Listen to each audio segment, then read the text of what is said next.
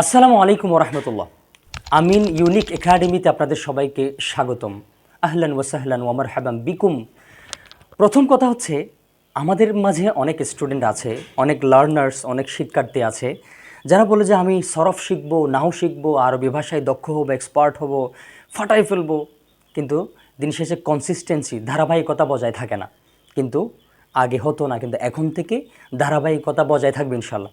আমার আমিন ইউনিক একাডেমিতে একটা নাহু এবং সরফের কোর্স শুরু হচ্ছে ইনশাল্লাহ। যে আমাদেরকে কেন আরবি ভাষা শিখতে হবে, রাসূল সাল্লাল্লাহু আলাইহি ওয়াসাল্লাম বলেছেন, উহিব্বুল আরবা লিসালাসিন, আমি তিনটা কারণে আরবি ভাষাকে ভালোবাসি। কারণ লিআন্নি আরবি, আমি হচ্ছি আরবি। তারপর ওয়াল কুরআনু আরবি, কোরআনের ভাষাই তো আরবি। তারপর ওয়া কালামু আহলিল জান্নাতি আরবি, এবং জান্নাতীদের ভাষাও হবে আরবি। সুবহানাল্লাহ। আর বিশেষ করে কথা হচ্ছে, আমরা যখন বড় মুহাক্কিক আলেম হতে চাইব, আমাদের যদি সংকল্প থাকে, নিয়ত থাকে, তাহলে আরবি ভাষা জানার, বোঝার কোনো বিকল্প নাই। শুরু করছি কথা না বাড়িয়ে। দেখেন এখানে লিখেছি আমি আল কওয়াইদুল আরবিয়া। আল কওয়াইদ, এটা হচ্ছে কায়দার বহুবচন। কায়দা, কায়দা মানে আমরা সবাই জানি নিয়ম কানুন। আল কওয়াইদ মানে নিয়মাবলী। আল আরবিয়া মানে হচ্ছে আরবি ভাষার আরবির নিয়মাবলী বর্ণনা করবে। এটাকে বলা হয় অ্যারাবিক গ্রামার। গ্রামার মানে হচ্ছে বাংলাতে বলা হয় ব্যাকরণ। সো দেখেন অ্যারাবিক গ্রামারে অর্থাৎ আল কওয়াইদুল আরবিয়ায় দুইটা পার্ট আছে।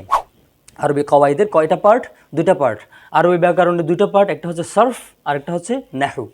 সরফের মধ্যে কী নিয়ে আলোচনা করেন? আমরা প্রথমে সরফের কোর্স শুরু করব, ধারাবাহিক ক্লাস আসবে।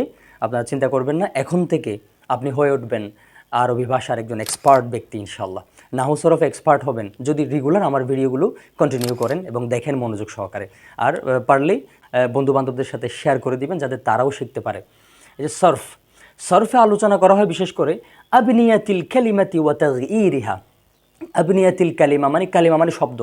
আবনিয়া মানে হচ্ছে গঠন, শব্দের গঠন নিয়ে আলোচনা করে, কিভাবে একটা শব্দ গঠিত হয়। ওয়া তাগয়িরিহা মানে হচ্ছে এবং এর রূপান্তর।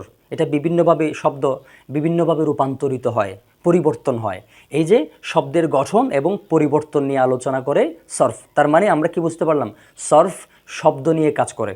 আর নাহুর বিষয়টা পরে আসতেছি, তবে একটু বলে রাখি, নাহু বাক্য নিয়ে কাজ করে, এটা পরের বিষয়, আগে সরফ। এই যে একটা বাক্য লিখেছি দেখেন, আসরফু উম্মুল উলুমি। আসরফু উম্মুল উলুমি, সরফ হচ্ছে এলমের মা। আর ওয়ান নাহু আবুহা, আর নাহু হচ্ছে তার পিতা। আসরফু উম্মুল উলুমি ওয়ান নাহু আবুহা, কারণ হচ্ছে মা এবং বাবা কাছাকাছি আসার ফলেই সন্তান দুনিয়াতে আসে। তাহলে দেখেন নাহু এবং সরফ দুটার সম্মিশ্রণ যখন ঘটবে, দুটার সম্মিলন যখন ঘটবে, তখনই আমাদের এলম অর্জিত হবে ইনশাল্লাহ। সরফ এবং নাহু ছাড়া এলম কল্পনা করা যায় না। সরফ, আমরা অনেক সময় নাহুতে গুরুত্ব দিই কিন্তু সরফে গুরুত্ব দিই না। সরফে যদি দুর্বলতা হয়, সে সিগায় দুর্বল হবে। কেউ যদি সিগায় দুর্বল হয়, দেখেন কোরআন হাদিস হচ্ছে সিগায় পরিপূর্ণ। কোরআনে অসংখ্য সিগা।